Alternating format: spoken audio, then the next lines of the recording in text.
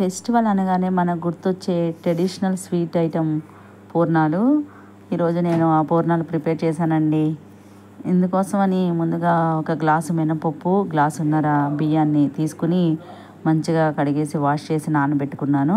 ఒక 4 గంటలు నానబెట్టుకున్నాక గ్రైండర్కి వేసి బ్యాటర్ ప్రిపేర్ చేసుకున్నానండి. అలాగే ఈ పూర్ణాల్లోకి స్వీట్ కోసం పచ్చెనపప్పు 1 కప్పు తీసుకున్నానండి. మంచిగా కడిగేసి కుక్కర్లో పెట్టేసుకున్నాను. మంచిగా ఈ పచ్చెనపప్పు ఉడికిపోయిందండి. ఉడికిన ఈ పచ్చెనపప్పులో 1 కప్పు బెల్లం పౌడర్ వేసానండి. మీ దగ్గర బెల్లం ఉంటే బెల్లం కూడా యూజ్ చేయండి. నా దగ్గర పౌడర్ ఉంది, అందుకనే బెల్లం పౌడర్ వేసాను. మంచిగా ఈ పచ్చెనపప్పు బెల్లము మంచిగా కుక్ చేసుకుంటున్నాను. ఈ టైంలోనే ఒక 2 స్పూన్లు నెయ్యి కూడా వేయండి, టేస్ట్ చాలా బాగుంటుందండి.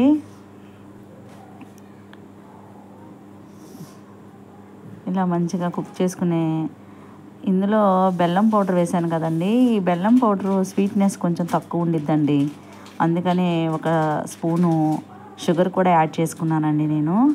అలాగే 1/2 స్పూను ఇలాచీ పౌడర్ కూడా వేసేసుకుని పూర్ణాన్ని మొత్తం ప్రిపేర్ చేసుకుంటున్నాను. ఎంతమందికి ఈ పూర్ణాలు అంటే ఇష్టమో కామెంట్ సెక్షన్లో కామెంట్ చేయండి. మా అమ్మగారు పూర్ణాలు చాలా బాగా చేస్తారండి. నేను మా అమ్మ దగ్గరే ఈ రెసిపీని నేర్చుకున్నాను. మీరు కూడా నేను చెప్పినట్టుగా ఒకసారి ట్రై చేయండి. కొత్తగా మ్యారేజ్ అయిన వాళ్ళు, బ్యాచిలర్స్ ఈ పూర్ణాలు చేయాలంటే భయపడతారండి. ఇవి ఆయిల్లో వేయగానే లోపల స్టఫింగ్ అంతా బయటకు వచ్చేస్తుంది అని చాలా భయపడతారు. కానీ ఒక్కసారి నేను చెప్పిన కొలతలతో ట్రై చేయండి, చాలా బాగా వస్తాయండి పూర్ణాలు. ఇలా మంచిగా మొత్తం అన్నీ కొంచెం కొంచెం పిండి తీసుకుని లోపల స్టఫింగ్కి పూర్ణాలన్నీ రెడీ చేసేసుకుంటున్నాను.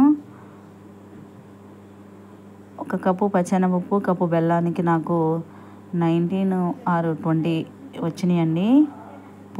ఇగో చూడండి, ఇలా రెడీ అయిపోయినాయి కదా. ముందుగానే ప్రిపేర్ చేసుకున్న దోశ బ్యాటర్లో కొంచెం సాల్ట్ కలుపుకున్నానండి. కావాలంటే బేకింగ్ సోడా కూడా వేసుకోండి కొంచెం, నేనైతే వేయలేదు. చక్కగా ఇలా పూర్ణాలు తీసుకుని ఈ దోశ బ్యాటర్లో డిప్ చేసేసుకుంటున్నాను. ఇలా మంచిగా దోశ బ్యాటర్లో బైండింగ్ ఇలా రెడీ చేసేసుకొని చక్కగా డీప్ ఫ్రైకి ఆయిల్ పెట్టేసుకున్నానండి. కొత్తగా అలవాటు లేని వాళ్ళు హ్యాండ్తో వేయాలంటే భయపడతారండి. అలాంటి వాళ్ళు ఇలా స్పూన్తో ఇలా దోశ బ్యాటర్లో ఈ పూర్ణాన్ని తీసుకుని డిప్ చేసుకుని ఇలా స్పూన్తో కూడా ఆయిల్లో వేసేసుకోండి. చూడండి, మంచిగా ఆయిల్లో ఫ్రై చేసేసుకున్నాను. అన్ని పూర్ణాలు చాలా బాగా వచ్చాయండి. స్వీట్నెస్ కూడా చాలా బాగుంది. ఫంక్షన్లు, పెళ్ళిళ్ళు, నోములు, వ్రతాలు అంటే ముందుగా చేసుకునేవి మనం పూర్ణాలేనండి. మా చిన్న పాపకి పూర్ణాలు అంటే చాలా ఇష్టం అండి, అందుకే ఈరోజు ప్రిపేర్ చేశాను.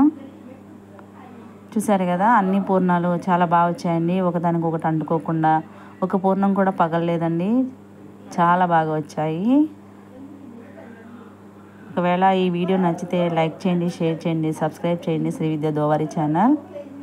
ఓకేనండి. దీనిలో నెయ్యి వేసుకుని తింటే సూపర్గా ఉంటుందండి.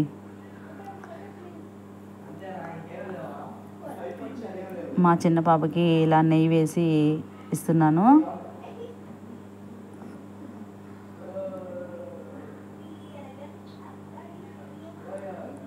చాలా బాగుంటాయండి, మాటలు రావు పూర్ణాలు తింటే మాత్రం.